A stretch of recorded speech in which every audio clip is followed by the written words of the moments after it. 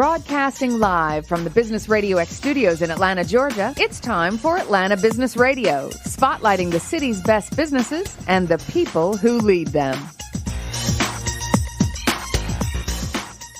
And we are back from Georgia State University's Entrepreneurship and Innovation Institute. We're broadcasting live today right here on the on-premise here at Georgia State University. Stone Peyton Lee Cantor here with you, and of course, producer Blake.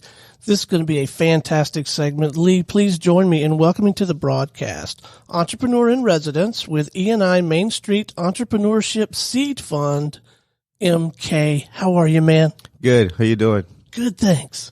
Well, MK, before we get too far into things, how'd you kind of wrangle this Entrepreneur in Residence opportunity here at GSU? Just through network. I'm a serial entrepreneur myself. I started a number of businesses here in Atlanta, and went to Georgia State alumni at the Robinson College of Business. Just through my circle of people, meeting Jackie and Jennifer, and they were talking about this fund they're about to start under the Georgia State, ENI organization. And they were like, we need somebody with experience in entrepreneurship who's done it, understands the mindset, what it takes to start a business, to sort of help us run this fund and get entrepreneurs involved. And I jumped at that, and here I am.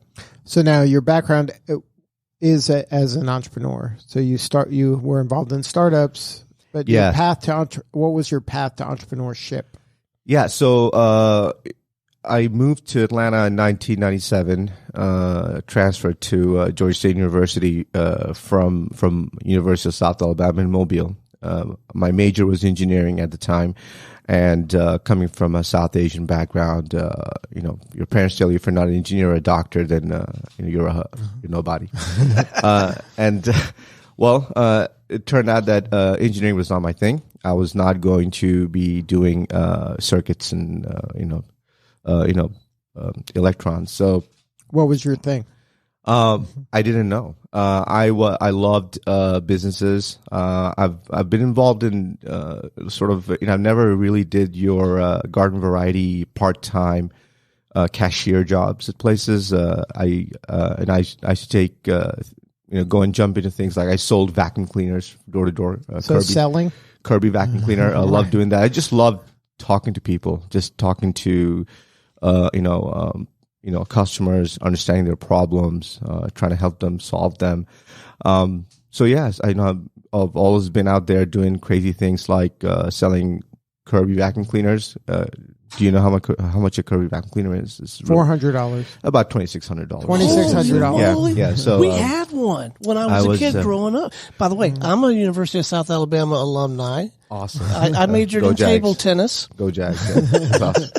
Yeah. I majored in frat parties. Anyway, so did that, and then sold meat out of a meat truck in rural Alabama for Y&B Meat. Did that one summer. And we did a lot of little things, and finally decided that I really wanted to do something other than engineering. So moved to Atlanta, found Georgia State, came to Georgia State, and wanted to enroll here. And the registrar here told me that with your grades, there's no way. So I had to. They were too high. They were at one extreme. One of the extremities. And is it true the myth says you did sell that person a Kirby vacuum cleaner? I tried. That was not going to work. He said the only way is you go back and find some school who is going to let you, attend that school, and you make a straight 4.0 GPA for a year. So that's what I did. I went and found a school that would let me in, and for a whole year, just hustled and made my grades. Came back to Georgia State because this is where I wanted to be, and I said, "This is where I want to go." And found at the same time, I really enjoyed technology, really enjoyed business. So found sort of the right major, which was a CIS major under the Robinson College of Business. And basically, finished, enrolled here. In the final year of my final class, I took a business class with Dr. Brett Mathern. And he was he kind of really got me interested into, how to build a business, running businesses. And so from very early on, I really took interest into starting something on my own. I worked at a startup in my early career. That startup shut down 9 months later. And then went and joined another bigger company and decided that was not going to be what I was going to be doing. And then started my first business, basically building software, collection software for collection agencies, and specifically focusing them on healthcare collections. So then you were the one who built the technology, or were you the one that sold it to the collection agencies? Partly. So, when you're starting a company, you're either a builder or a seller. And so, and you're either building something or you're selling something. And so I was a little bit of both. I started my career writing code, but eventually, what I enjoyed was the business side of things. Mm-hmm. Ran that company for a few years, sold it, and then did some contract work around different things, especially around technology and product. And then in 2008, started another company, which was basically at the time they were implementing these smart meters. And so, basically they're going to take these dumb electric meters in your house and they're going to convert it into these smart meters that would be able to send data over the air to the utilities. It was a lot of data. There was a big data boom. All that stuff was going on. And I started a company that would take all that data and analyze it and process it and give utilities back information around how they were performing in terms of their grid, transformer, things like that. So if you live in Atlanta, if you go outside your house and you look at your electric meter, it's a meter that's manufactured by a company, U.S.-based company called Census. And so Census is the company that acquired my company. And then, so at that point, you were the builder or the seller? I was a seller. I was a business guy. I was the guy building the company, raising capital, selling to customers. Of course, I had partners. I had co-founders with me who's helped me do it too. But yeah, and at the end of the day, I'm sort of at the business end of things. So you like the kind of figuring out the process and the sales portion of it. And it's all delegate out the. Yeah, it's all about discovering the customer problem. Most entrepreneurs, they fall in love with a solution and they don't iterate on the problem. Yeah. And so, they build a solution. They love it so much. They try to go and find a problem on the solution and they try to sell customers that solution versus really understanding what the customer's problem really is and iterating on the problem. So so that's a kind of a mental shift that a lot of entrepreneurs have to kind of make in order to survive, right? Right. It's very hard. And even if it's also hard with, repeat entrepreneurs, right? Because again, we love the solutions we build. We love the babies we create. We don't want anybody to tell them that baby's ugly, right? It's not going to work, right? And then when we hear people tell us that is not what they're looking for, we shift away and try to find people who sort of tell us that is what they're looking for. So we try to sort of convince ourselves that is the right solution versus, really doing the hard thing of saying, forget the solution, let's understand the problem, and let's build a solution to fit that problem. Now, do you think that investors care more about the jockey or the horse then? It's always the jockey.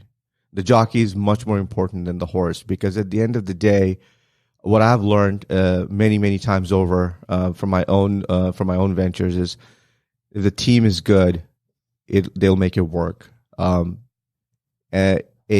A team can make a B idea work. A B team or a C team can't make a idea work. They might actually ruin it, right? And we've seen that recently with the Kentucky Derby, right? It's a jockey that makes But jockeys can make mistakes. So if you have the right jockey and if you have the right team around the right idea, that's the best combination you can ever have. So then, so you leave Georgia State, you have your own venture, it's extremely successful, you exit, and then this opportunity pops up, this Main Street Entrepreneurship Seed Fund, and they need a jockey, right? Yeah, they the original title of the role was Startup Shepherd. And you didn't like that? I didn't want a shepherd title anywhere in my resume. I didn't know how I wouldn't know how to explain that, and I'm glad they changed it. To their credit. But yes, so my job is really to be a shepherd, right? Instead, I don't think I can. It's more like sort of mentoring and coaching. The best part about this is that all of this is already that I do anyway. I mentor startups and entrepreneurs. I love talking to them. I love understanding their problem. I love guiding them. I do it with places like the Atlanta Tech Village, Founder Institute. And even on my own, I look up entrepreneurs and from different places. Just go out there and talk to them and help them figure out, because entrepreneurship is really hard. Our startups are very hard, and the old cliche, like 9 out of 10 never make it out. We only hear about the ones that made it out, but 99% of them didn't. And so, it's a very lonely place to be. You don't have an answer to a question like, so what do you do? And you're like, oh, I'm an entrepreneur. Like, oh, so you're unemployed. Unemployed, right? That's right. My wife thought that for a long time too. She still thinks that, by the way. I think she said, what is an entrepreneur? She still doesn't understand, sometimes struggle with it. But here I am, and this is something that I love doing. I've been fortunate and honored that I have been given this role, especially with my background at Georgia State, being an alumni. It's emotional. I'm emotionally sort of attached to it. I want Georgia State to be successful. I want the entrepreneurs here to be successful. So what's your vision? So like you said, 9 out of 10 aren't going to make it. So now all these entrepreneurs that are going to become part of this fund, that'll be the startups that you're kind of grooming. Yeah. So how do you want it to? Just to tell you a little bit about the process and the fund. So the Main Street Fund, was created for the Main Street entrepreneurs. And what does that mean? Is that if you look around the ecosystem in Atlanta, you look at Tech and Emory and UGA, and you go around, most startups that are funded or are out there are based on technology. And when technology is great, of course, technology solves a lot of problems. There's a lot of problems to be solved with technology. However, the Main Street Fund focuses not only on technology. There is a part of technology element in it, but technology touches everything now. Technology touches everything, but it also focuses on entrepreneurs that are looking at your regular problems, like helping people, for example, learn how to sew, for example, or providing STEM education, or building places around unserved communities where people can gather and share ideas and exchange ideas. And so the Main Street Fund, the purpose of the Main Street Fund was to look at Georgia State University alumni or students who mostly, if they would take their idea around some of these places like Tech or ATDC or like a traditional VC, like a traditional tech ecosystem, they probably would not. They're great ideas, right?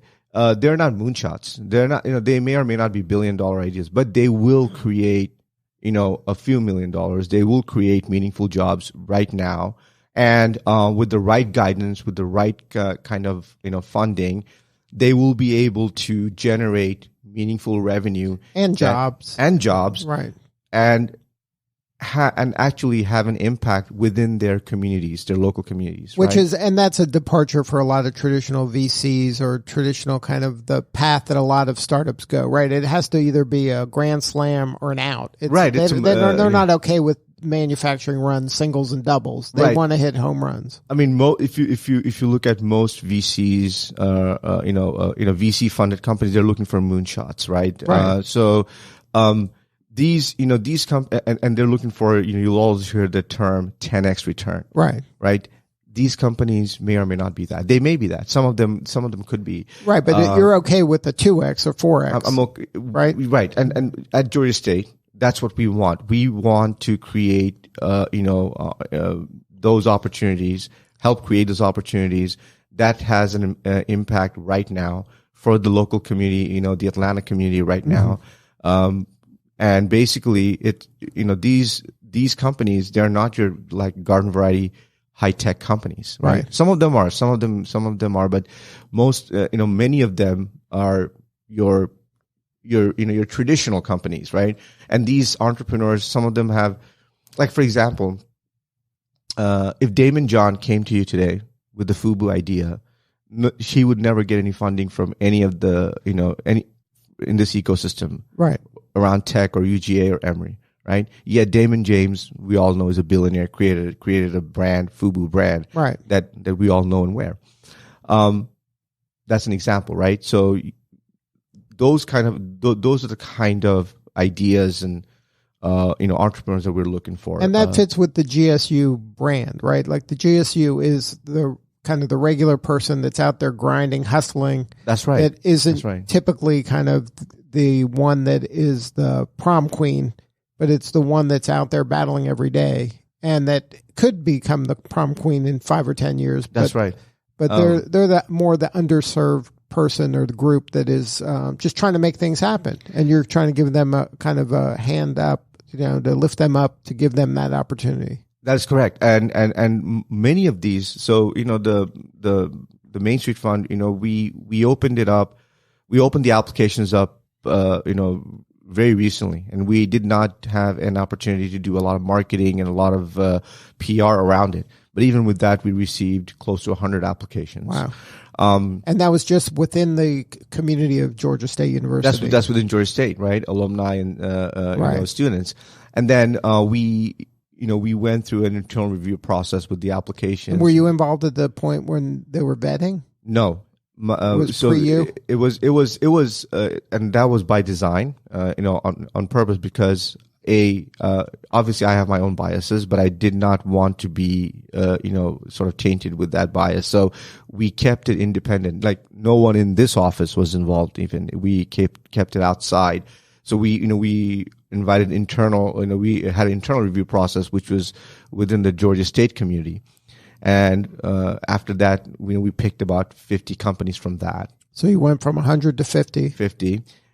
We then invited 12 judges and across 4 days, so 3 judges each day, to come and listen to the pitches of these 50 companies. Mm-hmm. So these 50 companies were invited here. They came and told their story. It was a very hard. It was 15 minutes, 5 minutes of pitch, and then 10 minutes Q&A, and that was it. So it was for many of them to distill their pitch and story into 5 minutes was very difficult. Sure. But of course, a part of my job is to help them do that. So I invited them to here. They came here. We sat down. We went through their problem, how they're looking at it, what they want to tell, the story they want to tell.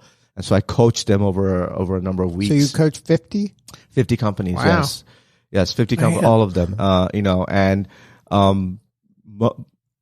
about 95% of those companies took that opportunity. Some of them didn't for whatever reason, but the ones that did, it showed in their mm-hmm. presentation. And of course, from that, we are now in the process of finalizing the final number of companies that we are going to basically pick as a part of what we call the cohort of the Main Street Fund. And that's the first kind of round of this? Yeah. So those companies that we will be picking are going to basically go through a process. They're going to get some grant. So there'll be some actual money. Actual money, and the beauty of that is it's non-dilutive.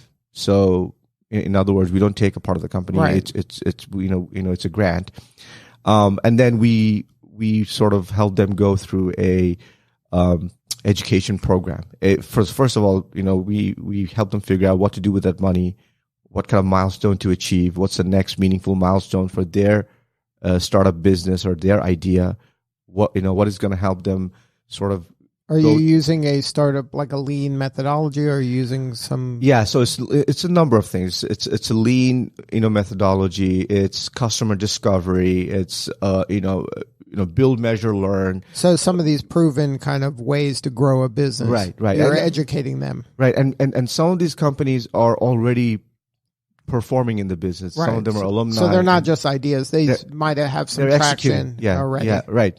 They're executing. They need a little bit of push, a little bit of help to get to the next milestone. Mm-hmm. Now, what about, is there an opportunity for you to help them with connections? Because that's a gap some of these companies have is, they don't have an in at like an enterprise level to do a beta test or some of that. Is there some resources that help them kind of open doors? Yes, absolutely. Because there's, in terms of help for a lot of entrepreneurs, their money is a help, but also connections. Yeah. It could be the thing they need to level up. Yeah, I would make the case that in this program, money is less important than the help they're going to be getting, right? Mm-hmm. The network of people that we can introduce them into by through Georgia State University, for example, the corporate customers, the corporate connections, and even some of the investor connections. So the goal is in January of next year, we're going to have a demo day, which these companies are going to come and pitch and present their sort of what they have done in the last 4 months. And the goal is to make these entrepreneurs, again, really iterate on the problem, understand what, the pain they're solving. So the demo day is not going to be focused on spreadsheets and financials. It's going to be focused on not that hockey stick. You're not. Yeah, none of that. Be in there. The slide. I mean, that'll come maybe someday in the future. But right now, we want to showcase these companies to the GSU community, to the Atlanta community in general, to the broader Atlanta community within Atlanta and from outside Atlanta. What GSU has done and what kind of entrepreneurs and startups and businesses we have produced. The goal is that, and by the end of the program, each of these businesses will have some product that is solving a real problem and perhaps even generating revenue. Now, are you considering this? Are you calling this an incubator, an accelerator, or is this a hybrid? How are you framing this? It could be a little bit of both. Incubator. So the companies we're choosing are in two categories. One is a seed stage, and the seed stage companies are companies that have the idea. They have done something with it, right? Maybe they built something, or they have talked to a couple of customers. They may have, I don't know, like some kind of design. It could be on a paper. It doesn't matter. But really, they haven't really done much in terms of actually building the business, right? And they may not have even incorporated the company or anything like that. So it's really from scratch, right? And then that's one. And then the other category is what we call the startup category, which is these companies actually have the idea, they have built a product, they are serving a market, but they are not able to accelerate and gain traction, as much traction that they need to. So some of these companies, are already generating some revenue, but the goal is to help them sort of focus and streamline that towards a specific market that they can then say, okay, now we're ready to scale. We want to raise more money, and that could be from a VC down the road.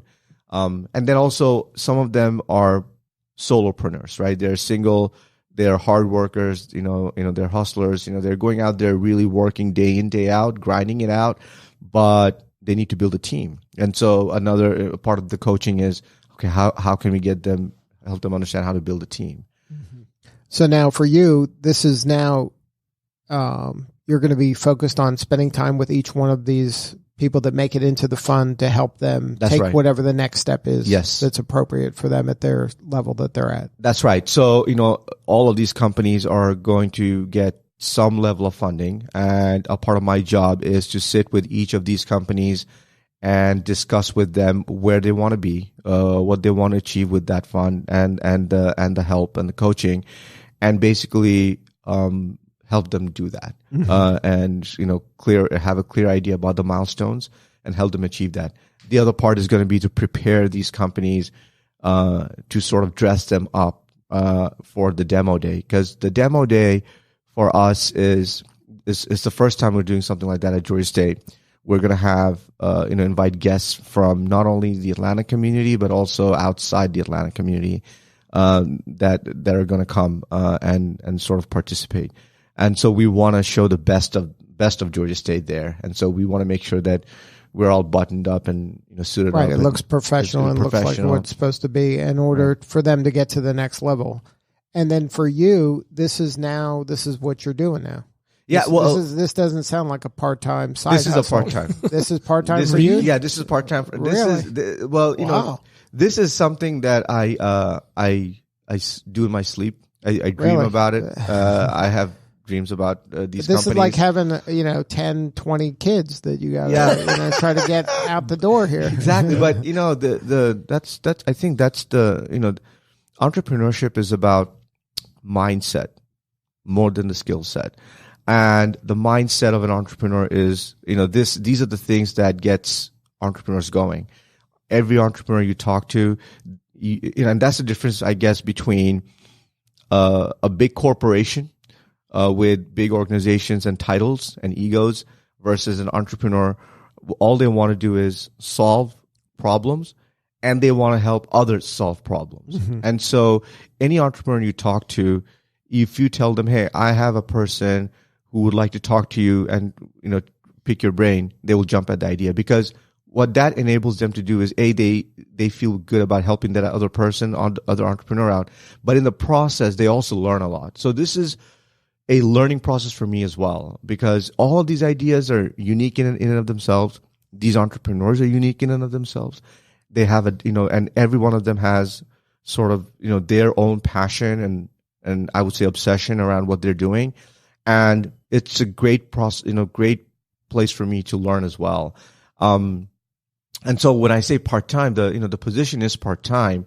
I spend a lot of time on it, no question, but I don't feel like it. Like, if I sit with an entrepreneur, an hour goes by like it's a minute for me, right? Versus if I was sitting in a meeting giving a status report, that hour would look like 10, right? So it's a different kind of feeling. And even though it's part-time, it's a part-time role, but I enjoy it. And this is, I could not have asked for anything more.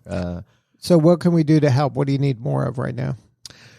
We would like to word go around. We would like to, first of all, we're hoping this is the first time we're doing something like this, and we're hoping it will not be the last time. We want to have, another fund, from Marcus Foundation or someone else. And then we want, we have not been able to talk a lot about this just because of timing, but we would love GSU communities and the entrepreneurs and the alumni to know this is what's happening, and we encourage them to come and and pitch their idea, apply, be a part of this. Right, you need helpers too. You need people that are going to. We're looking, we're going to expand. Of course, right now it's me. Potentially, probably, have another person. We are looking for mentors. We want, people don't know about this, so I have to you got to evangelize. Yeah, exactly. We have to evangelize. So we would love.